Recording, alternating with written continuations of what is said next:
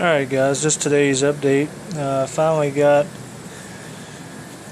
picked up an alternator. I told you I was doing the intake and intake manifold and whatnot on my car, on the Oldsmobile. So while doing that, I'm going to replace the alternator, the 55 amp externally regulated alternator, with this 94 amp internally regulated alternator. This specific alternator came, I just went to the auto parts store basically and bought one for an 84 Camaro with a 305 in it. Had to do a pulley swap because the 94 amp comes with a serpentine belt. The 78 amp comes with a V belt, just to give you an idea. But I wanted to go for the 94 amp.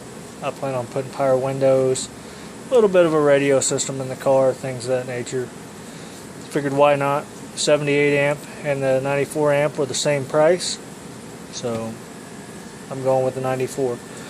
Getting to the alternator bracket, I've got the intake manifold on the car. It's a Performer RPM made by Edelbrock, a little bit of a high-rise design. So basically, you have to take your factory top alternator bracket and modify it a little bit to fit around the runners and to get the bolt holes lined up. So basically, you notch this out a little bit further, and then I had to elongate this hole just a little bit, maybe like a 1/16 of an inch after that, just so everything was happy. It sits nice and flush on the manifold, bolts up to the block nice and flush. I've test fitted everything, so everything's in line the way I want. So now I'm going to paint this and get it put on the car. I just want to give a little bit of an update. I've got my valve covers cleaned up and gaskets glued on them for the time being. Back with Oldsmobile gold, and then using some black paint. I had my wife do this just because I don't have a steady hand, but I had her just put a little accent on it, something to liven it up a little bit under the hood. So just food for thought. It's been pretty weather. Hope you guys are out working on something. Just to give you an idea how much that thing was modified. This is one I had on a car a few years ago. Didn't have the high-rise intake on it, but even with the low-rise Edelbrock intake, I had to modify it just a little bit.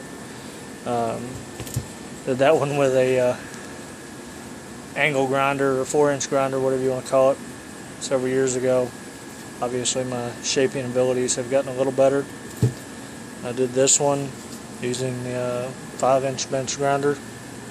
Doesn't do a bad job. It's only got like a 1/5 of a horsepower on it, so it can bog down pretty quick if you don't take your time and ease into it. And then I just shaped it up with some files. Alrighty guys, stay tuned. Hopefully here in the next few days I can get everything set up and be ready to wire this alternator. Debating on whether I want to use a factory wiring harness. I've got another one that's an updated one that's designed for an HEI and internally regulated alternator. So I'm not sure what I'm going to do yet.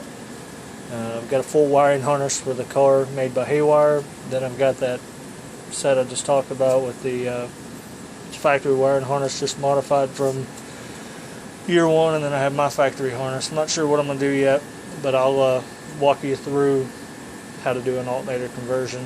And I believe in my last video, or one before that, I kind of showed you a diagram that I'd found online that works pretty good. So stay tuned, and I'll give you updates as we go.